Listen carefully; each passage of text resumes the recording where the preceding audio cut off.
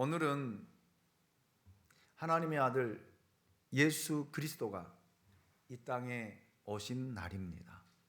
메리 크리스마스. 예, 그래요.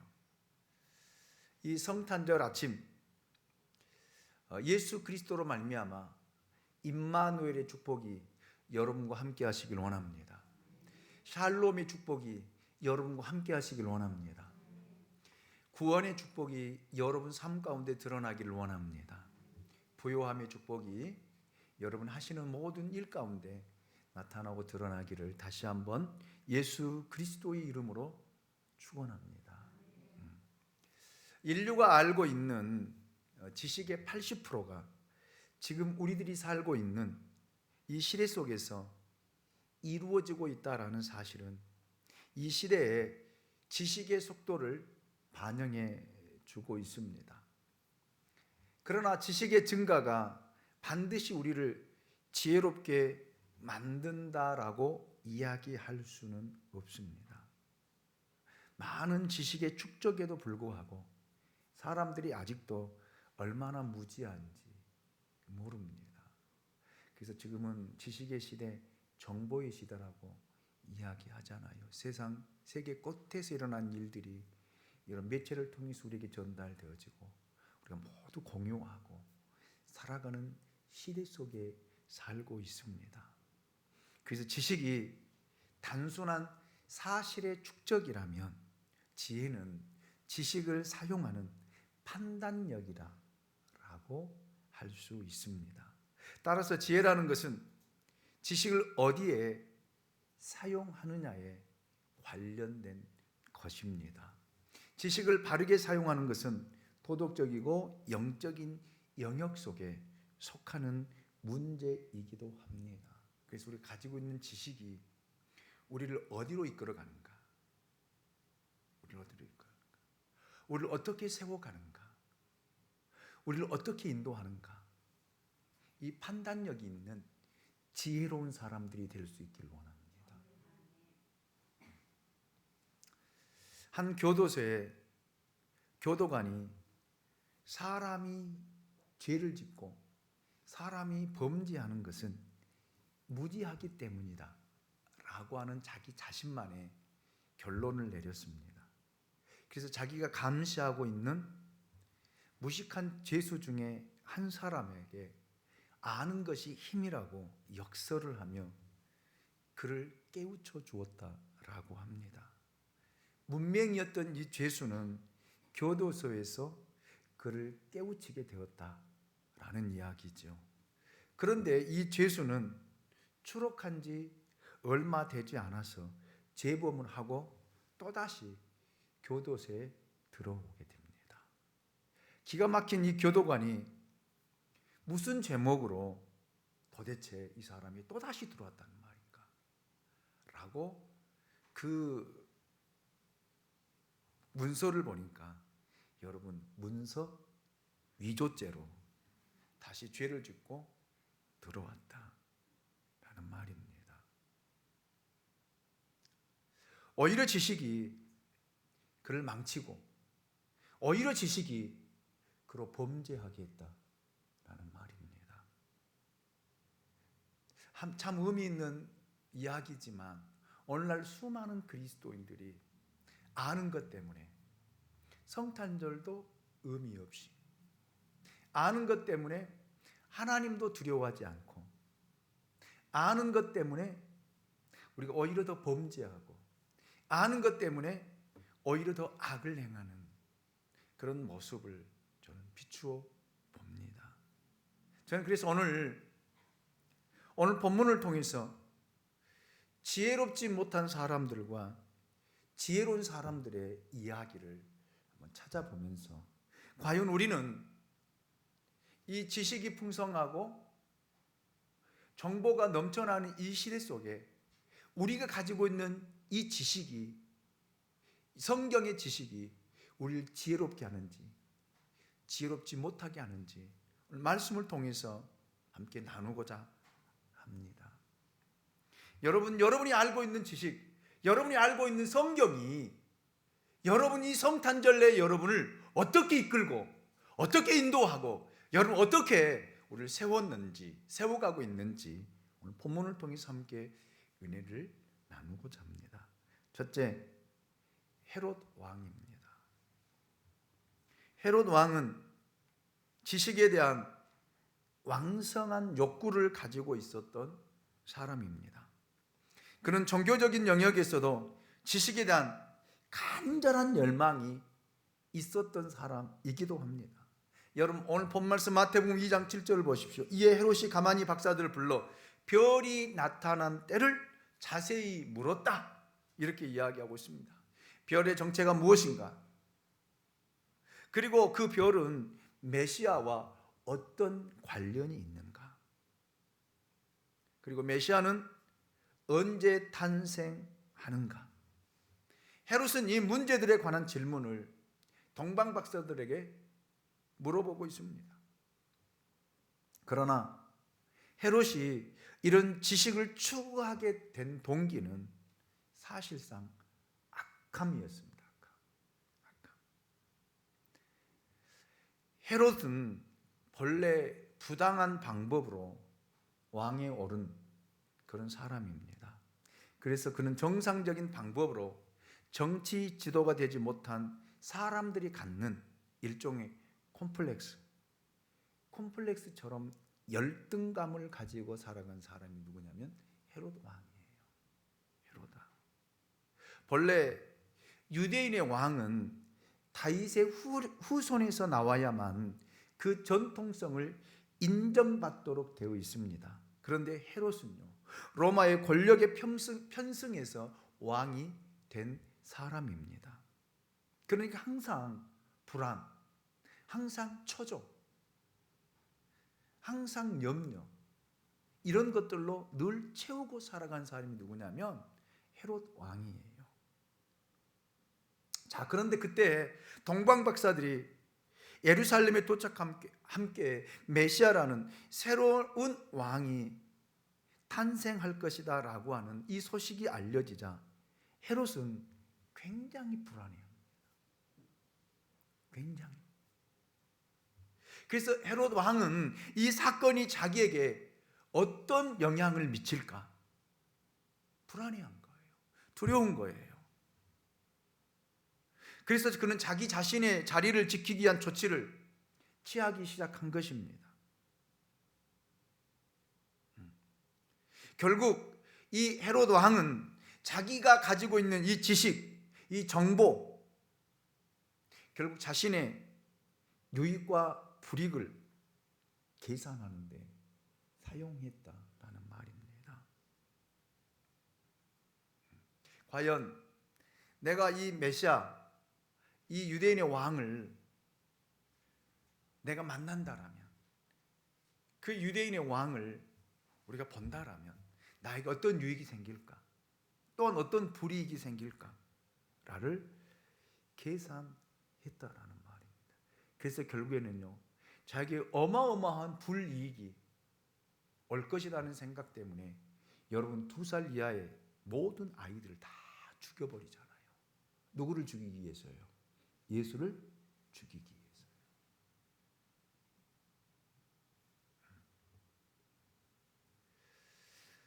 여러분, 이렇게 여러분 지식이 자기의 유익과 또한 불이익을 계산하며 살아가는 경우들이 많이 있다라는 말입니다. 그런데 여러분, 이런 헤롯 왕이 교회 안에는 없을까요? 많이 있어요. 많이 있습니다. 교회를 섬기는 일들도, 예배를 드리는 일들도, 헌신한 일들도 우리는 굉장히 계산해요. 내가 오늘 교회 가서 헌신하면, 내가 오늘 교회 가서 섬기면 어떤 유익이 있을까? 또 어떤 불이익이 있을까? 이런 계산을 하면서 하나님 앞에 나오지 못하는, 헌신하지 못하는, 섬기지 못하는 이런 사람들이 있다라는 말입니다. 여러분 헤롯 왕의 이러한 이야기를 들으면서 내 자신과 헤롯 왕이 무관하다라고 생각하십니까? 오늘 이 시대에 헤롯의 후예는 없으리라 라고 생각하십니까? 사람들이 믿음의 거부하는 이유가 어디 있다라고 생각하십니까? 물론 많은 이유들이 있어요. 그러나 혹시 내가 교회 생활을 하고 믿음 생활을 하게 되면 나와 내 가정에 손해가 되지 않을까 라는 의식이 작용하고 있는 것은 아닐까요? 교회 나와서 예배 드리는 것, 하나님 앞에 헌신하는 것, 시간 낭비라고 생각하지는 않습니까? 혹 젊었을 때 예수를 믿는 것, 청춘의 낭비라고 생각하지는 않습니까? 더 나아가 교회에 나와서 하나님 앞에 제물을 드리는 것, 물질의 낭비라고 생각하지는 않습니다. 그래서 계산해서 우리는 헌금 생활을 하거든요. 여러분에게 저는 물어보고 싶어요. 여러분 생일을 맞이하면 여러분은 어떤 선물을 하세요? 여러분 남편에게, 여러분 아내에게, 여러분 자녀들에게, 여러분 지인들에게 생일을 맞이하면 어떤 선물을 하세요? 우리는 굉장히 계산적입니다. 내가 이 선물을 해주면 내 남편이 내 생일 때 또 기억해서 이거 해주겠지. 계산적이잖아요. 내가 우리 자식에게 이런 선물을 해주면 우리 자식이 내 생일 때는 무엇을 해줄까? 계산적이잖아요. 내가 이 지인들에게, 내가 아는 사람들에게 생일을 맞이해서 내가 선물을 해주면 내 생일이 돌아올 때는 나에게 어떤 선물을 해줄까? 기대하잖아요. 그런데요, 예수님의 생일 때는요, 이런 계산 때문에 우리는 못해요. 그래서 아무 준비 없이 교회에다 오다 보니까 돈 10,000원짜리 하나 성탄 감성금에 넣어가지고 하나 예수님께 드리는 거예요. 그리고 내 의무를 다 했다는 거예요. 이것이 여러분 성탄절에 예수님 앞에 만왕의 왕이신 하나님 앞에 드려지는 성탄절의 예물이냐라는 거예요. 우리 이 지식이 여러분 내가 예수님 앞에 나가서 드리는데 정말 유익이 되고 도움이 되는지 여러분 계산하고 드리지는 않습니까?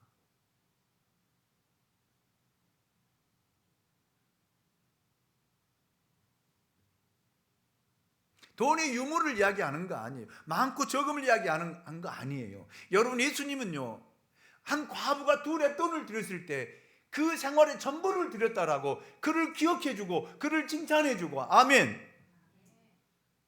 그런 예수님이셔요. 그런 주님이십니다. 정말 내 가지고 있는 전부를 주님 앞에 드린다라면 주님은 그를 칭찬해주고 인정해주고 하나님 높여준다라는 말입니다. 그런데 우리는요, 지극히 계산적이거든요. 이 사람이 누구냐면 헤롯이에요. 하나님 앞에 헌신할 때도, 하나님 앞에 예배를 드릴 때도, 믿음 생활할 때도 굉장히, 오히려 이 지식이 헤롯을 무너지게 하는, 파멸로 이끄는 지식이 되었다 라고 하는 사실을 저는 말씀을 드리고 싶습니다. 두 번째로 제사장과 서기관들입니다. 이들은 종교의 전문가들입니다. 제사장과 서기관들은 그 시대를 대표하는 종교인들이며 지식인들이라 할 수 있습니다. 이 제사장과 서기관들이 메시아 탄생 장소에 대해 너무나 잘 알고 있었어요. 성경을 너무나 잘 알고 있었습니다. 여러분 오늘 본문 4절을 보십시오. 같이 읽어봅니다. 같이 읽습니다. 시작.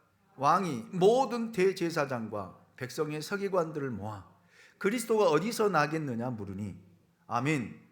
왕의 물음에 그들은 너무너무 정확하게 대답합니다. 5절 상반절이죠. 이르되 유대 베들레헴이오니. 이들은 정확한 지식을 가지고 있었음에도 불구하고 메시아를 찾고자 하는 그 노력이 없었습니다. 아마도 이들은 세월 속에 종교적인 환경 속에 몸담고 있으며 성경을 기독량하면서 성경에 대한 일정한 지식을 축적하는 데 성공한 사람이 누구냐면 바리새인들과 제사장과 서기관이에요.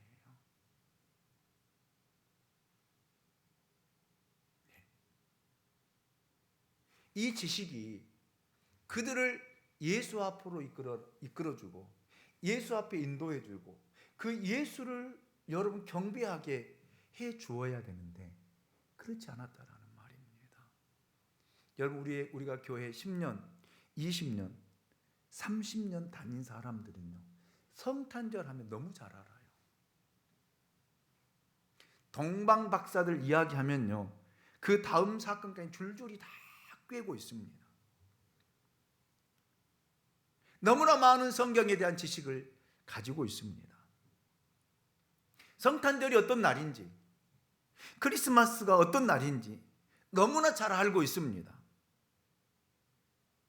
성경에 대한 지식들이 차고 넘쳐납니다. 아브라함, 이삭, 야곱, 요셉, 다윗, 모세, 솔로몬 너무나 잘 알아요. 너무나 잘 압니다.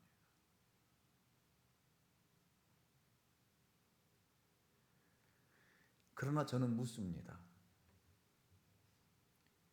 우리들이 그동안 축적해온 이 지식이 우리들 삶에 어떠한 변화를 가져왔느냐라는 거예요. 어떠한 변화? 우리들이 하나님을 알았다는 사실 때문에, 우리들이 성경을 알았다는 사실 때문에 여러분 우리 삶에 어떤 변화를 가져왔느냐라는 말입니다.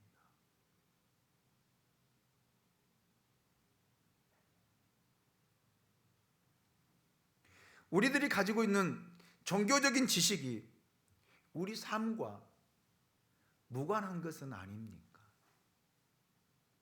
10년을 교회 다녀도 20년을 다녀도 30년을 다녀도 조금도 변화되지 않고 오히려 더 악해지지는 않습니까? 여러분 더 교만해지지는 않습니까? 왜요? 안다는 것 때문에 우리는 너무너무 교만해질 때가 많이 있어요. 하나님의 말씀을 받아들이지 못하고 하나님의 말씀을 거부하고 하나님의 말씀대로 살지 않고 하나님의 말씀대로 순종하지 않고 하나님의 뜻을 위해 사는 것이 아니라 오히려 이 성경을 아는 지식 때문에 내 생각대로, 내 방법대로, 내 소견에 오른 대로 이끌어가고 있지는 않느냐라는 말입니다.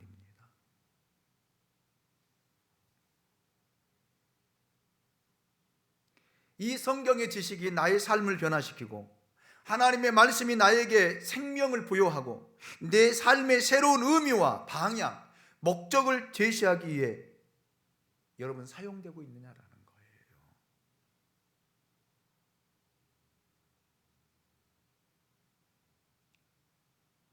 그래서 문제는요, 많이 아는 사람들이 문제예요.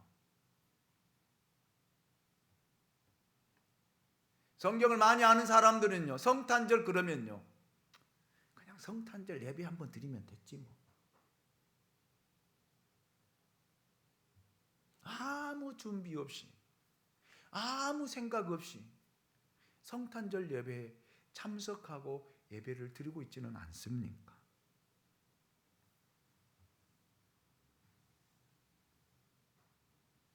이 지식이, 이 차가운 이성, 이것은 메시아에 대해 모르는 것보다 더 못하다라고 여러분 생각하지는 않습니까? 이런 사람을 야고보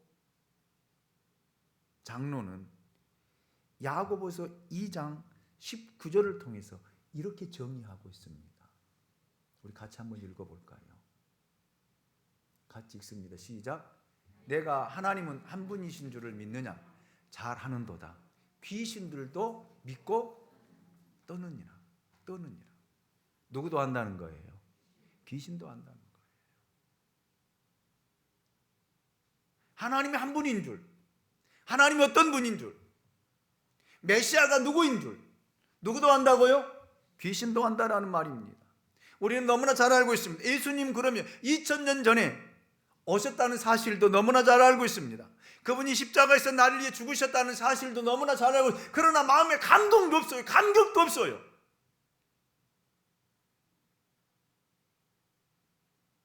예수 때문에 마음에 감동이 일어나고 감격이 생기고 그 예수 때문에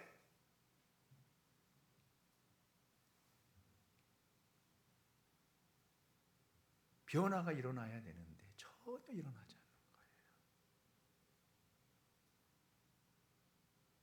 이 지식이 여러분 어떻다는 말입니까? 아는 데서 끝난다라면 그것이 무슨 소용이 있겠습니까? 제사장과 서기관들이 몰랐습니까? 알았어요. 메시아가 태어난다는 거 알았어요. 어디서 태어난다는 거 알았어요. 구약에서 어디서 예언되었다는 것까지 알았어요. 그런데 그 지식이 어떻다는 말이에요?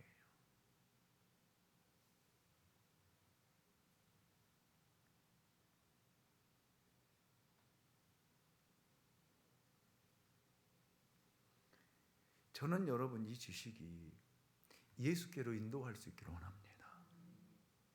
더 겸손해지기를 원합니다. 더 낮아지기를 원합니다. 여러분의 지식이 여러분을 이 성탄 예배로 인도하고 예수를 만나고 예수 앞에 경배하고 예배할 수 있는 그런 은혜가 있으시기 원합니다. 학자들을 보니까 동방 박사들이 몇 킬로를 1600km를 1600km를 여러분 별을 쫓아서 예수에게 와서 경배하고 황금과 유향과 몰약을 드렸던 것이 아니겠습니까? 여러분의 지식이 이렇게 이끌어가야 돼요. 여러분이 아는 성경이 아는 지식이 하나님을 아는 지식이 여러분 여호와를 아는 지식이 예수를 아는 지식이 여러분을 이렇게 만들어 가야 된다라는 사실입니다. 아멘입니까? 그럴 때 성탄절은 의미가 있는 거예요. 이 성탄절은 나에게 어떤 의미가 있는지 여러분 어떤 의미가 있습니까? 그냥 지식 말고요. 여러분이 아는 지식 말고요. 예수가 태어난 날로 기억하지 마시고요. 나의 죄를 위해서 이 땅에 오셨다는 것 그 지식 말고요. 그 지식이 여러분 안에 어떤 감동과 어떤 감격과 어떤 은혜와 어떤 축복이 어떤 사랑이 가져다 주었는지를 깨닫는 은혜가 있으시기 원합니다. 제사장과 서기관들 되지 마십시오. 마지막 세 번째로 동방박사들입니다. 우리말 성경은 그들을 동방박사들이라 이렇게 명칭을 하고 있습니다. 저는 이 박사들을 이렇게 부르고 싶어요. 진짜 박사들. 저는 진짜란 말을 좋아해요. 그래서 올해 표어도 뭐예요? 진짜로 그리스도니 되라. 진짜라는 말은 여러분 뭐가 많다는 거예요? 뭐가 많다는 이야기예요? 가짜가 많다는 이야기예요. 가짜가. 진짜 그리스도인 되라는 말은 뭐가 많다는 거예요? 에? 가짜가 많다는 거예요. 예. 동방 박사들은 페르시아의 천문학자들입니다. 천문학자들이라기보다는 점성술사에 더 가깝다라고 보는 것이 아마 정확할 거예요. 그들은 별을 연구하면서 그것으로 개인의 운명도 예언했다라고 합니다. 그들은 개인의 운명만 다룰 뿐만 아니라 나라의 운명까지도 예언하기도 했다라고 합니다. 그들은 또한 그 당시에 세계에서 왕의 자문관 역할까지 담당했다라고 그래요. 유사시에는 그 사람을 왕으로 세울 것이냐 말 것이냐를 결정하는 일까지 누가? 박사들이 했다라고 합니다. 어떤 고대 문서회를 보니까 그들을 킹메이커, 왕을 만드는 사람으로 그렇게 표기하기도 했더라고요. 이 사람들의 이 파워라고 하는 것은 어마어마했어요.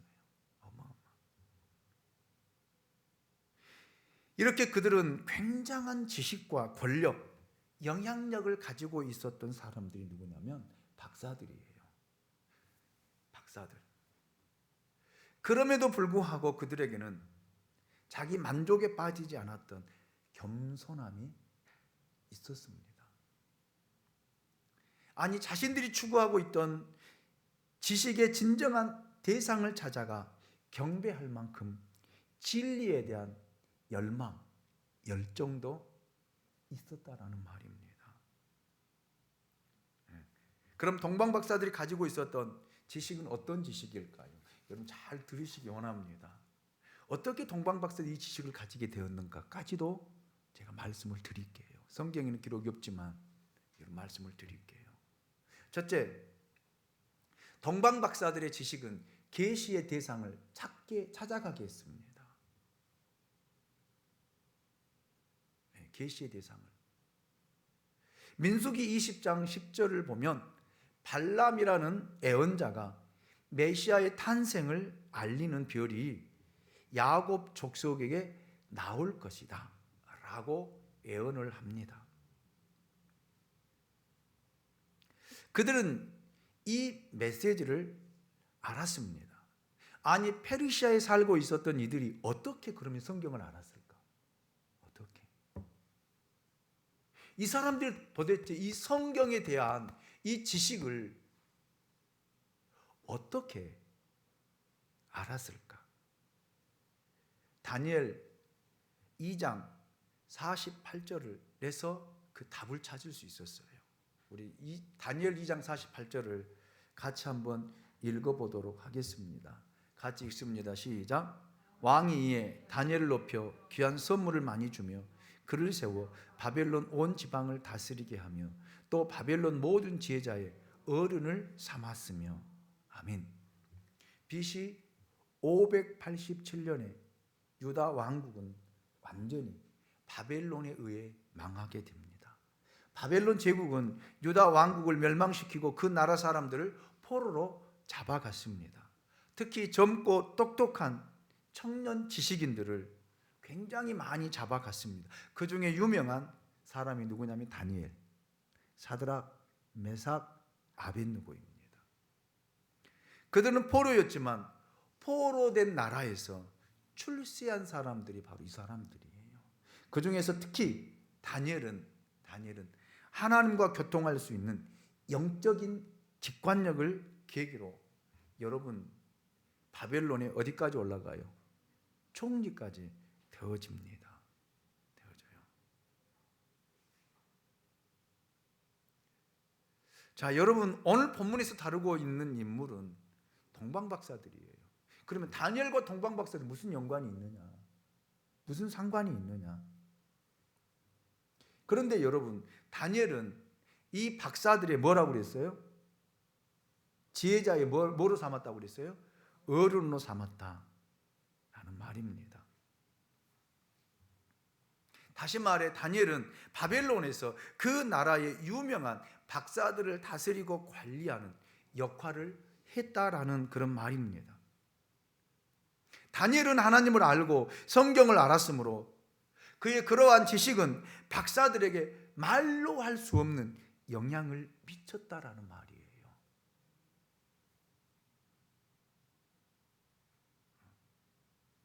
그래서 사람들이라면 여러분 도대체 다니엘이라고 하는 이 박사는 누구였을까? 탐구하고 연구하고 자료를 찾아보고 도대체 이 사람은 어떤 지식, 어떤 것을 가지고 있었을까를 연구하는 사람들이 바로 박사들이라는. 그렇잖아요. 우리가 학문을 연구하다 보면은 그 학문에 그 첫 발을 디뎠던 사람들에서 우리는 연구하거든요. 그렇잖아요. 그래서 거기다 논문도 쓰고, 그래서 학위도 받고 그렇잖아요. 그래서 우리는 한 번도 보지 못한 사람들, 우리 시대보다 몇백 년 앞서 있는 사람들, 그 사람들의 이야기들을 우리 연구해요. 그리고 논문을 써서 발표하기도 합니다. 그리고 뭘 받아요? 박사 학위도 받고 전문가가 되어지는 거예요. 그래서 이 동방 박사들이, 여러분, 그런 연구 끝에 누구를 만나냐면 다니엘을 만난 거예요. 다니엘을 연구한 것입니다. 그리고 성경에 대해서, 메시아에 대해서 연구하고 알게 되었다라는 그런 이야기입니다. 여러분, 동방 박사들은 이방인들이거든요. 하나님을 알지 못한 사람들이에요. 더더욱 메시아는 여러분 어떻게 알겠습니까? 여호와 신앙의 환경에서 자라지 못했다라는 그런 이야기입니다. 그런데 자기들에게 이 성경 지식이 비추어졌을 때 그 성경에 대한 정체를 진지하게 탐구하고 연구한 사람들이 이 박사들이라는 말이에요. 그래서 그 사람들이 이 지식을 가지고 동방에서부터 여러분 몇 킬로를요? 1600킬로를 별을 따라서 어디까지? 베들레헴까지 오게 되었다라는 말이에요. 놀랍지 않습니까? 이 성경의 짧은 지식이 여러분 믿음의 사람들, 믿음의 스승들에게, 서기관들에게 들었던 말씀도 아닙니다. 자료들을 찾아가지고, 그것도 몇 년 전에요? 700년, 800년 전에 살았던 누구를 다니엘이 연구하고 다니엘이 해놓았던 그 정보들을 찾아서, 그 짧은 정보를 통해서 여러분 1600km를 걸어서 메시아에게 경배하러 왔다라는 사실입니다.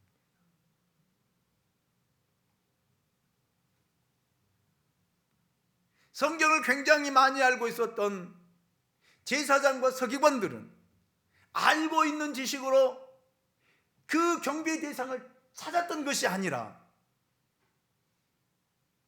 예배드렸던 것이 아니라, 오히려 더 교만과 거만으로 그들 이끌어갔지만, 이 박사들은요 정말로 조그만 지식을 가지고 메시아 탄생을 기다리며 하늘의 별을 보고 여러분 1600km를 걸어서 베들레헴까지 찾아왔다라는 사실입니다.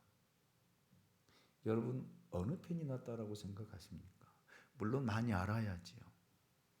그러나 여러분이 성경을 알고 있는 지식, 하나님을 알고 있는 지식이 여러분 관념적인 지식에 그쳐서는 안 된다라는 말입니다. 이 지식을 통해서 성경을 배우고 하나님의 말씀을 배우면서 누구를 찾아야 돼요? 예수를 찾아야 돼요. 아멘입니까?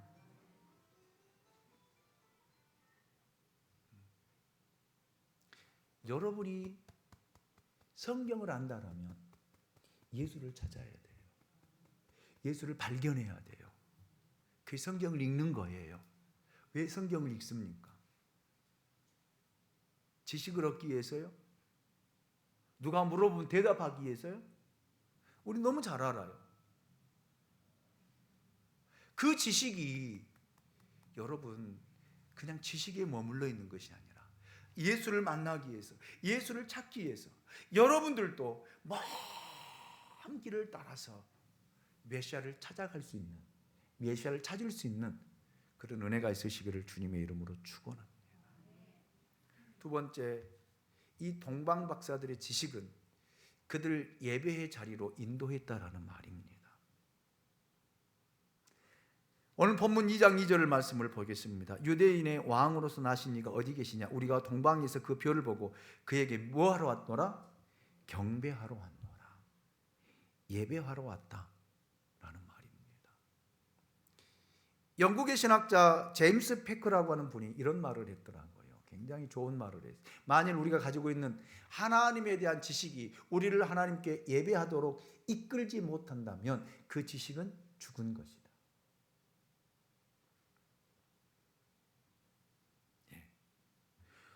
우리들이 가지고 있는 하나님에 대한 지식이 우리로 하여금 하나님께 예배하도록 만드냐라는 말이에요.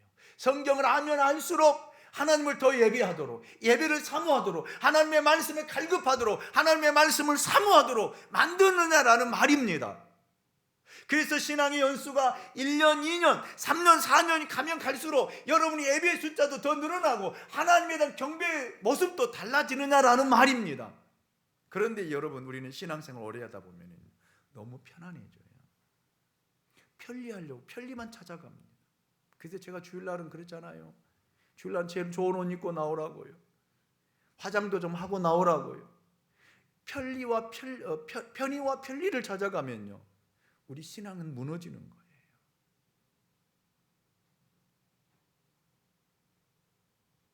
아멘입니까?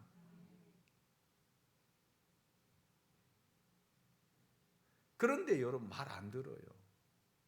왜?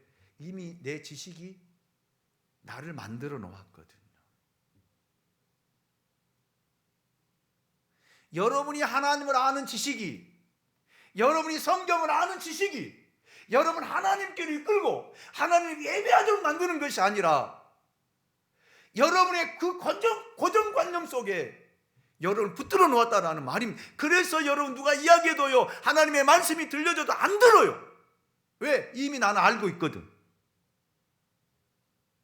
그거의 교만이에요.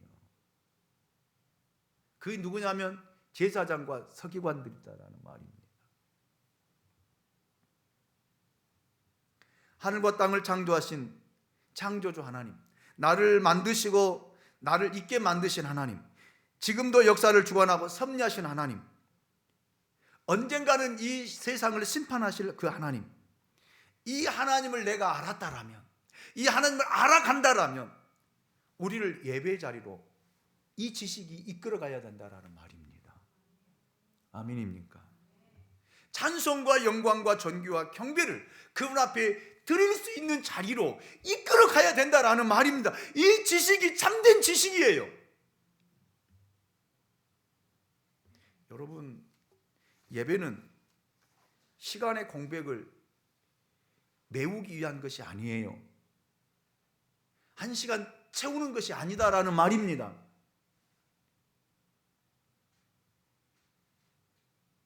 전지하시고 전능하시고 만유를 주장하시는 그 하나님 앞에 내가 지금 예배하고 있는 거거든요.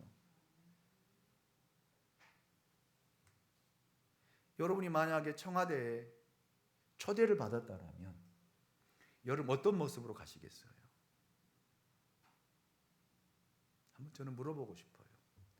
이 나라의 대통령이 여러분을 청와대로 오찬 자리를 만들어 놓고 초대했다라면 어떤 모습으로 가겠어요? 초대장이 여러분 날라왔다라면 국가정보기관에서는 여러분의 신상들을 다 조사할 거예요.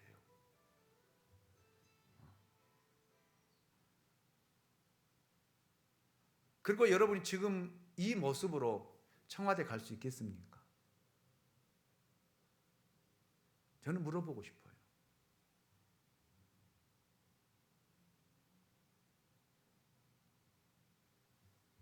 그리고 여러분 대통령과 앉은 자리에서 1시간 동안 여러분 대화하고 논의하는데 좋을 수 있습니까?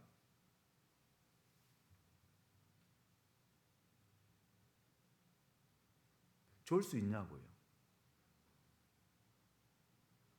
대통령 이야기하는데 다른 생각하면서 여러분 있을 수 있습니까?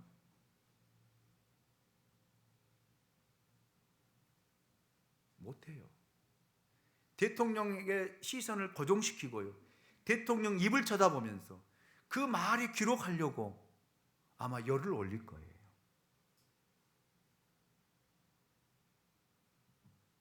그런데 여러분, 하나님이 대통령보다 더 못하다는 말입니까?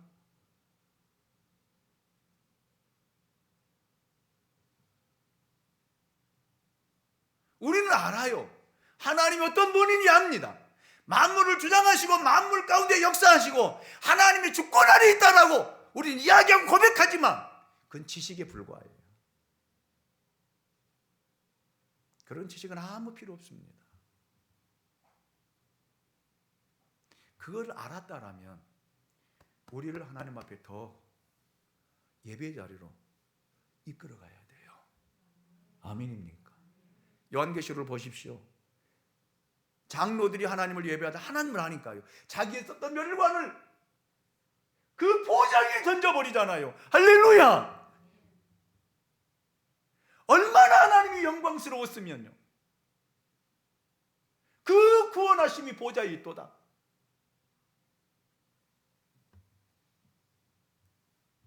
바울도 여러분 하나님을 알아가면 알아갈수록 그가 인생의 끝자락에서 고백한 거예요. 뭐, 나는 죄인 중에 괴수라고요. 이것이 하나님을 아는 사람의 모습이에요. 우리 총신대 교수님 은퇴하시면서 그 고백을 하다, 성경을 얼마나 많이 읽었는지 모르고 1년에도 몇십 독씩 하신 분이 그분이에요. 그런데 그분이 은퇴하시면서 나는 하나님을 아는 것이 볼펜을 찍어놓은 전보다도 못하다. 그 겸손이 하나님을 아는 거 아닐까요? 우린 조금만 알면은요, 내 이야기하고 내 말하고 내 주장하고 안다고요? 뭘 알아요? 여러분 하나님을 아십니까? 그리고 모든 만물을 창조하셨다고 알아요. 예수가 누군지 알아요. 우리를 구원하시기 오신 분이라고 알아요. 우리는 이야기합니다. 하나님의 절대 주권 안에 있다고. 천만의 말씀이에요. 그 지식이 어떻다는 말이에요.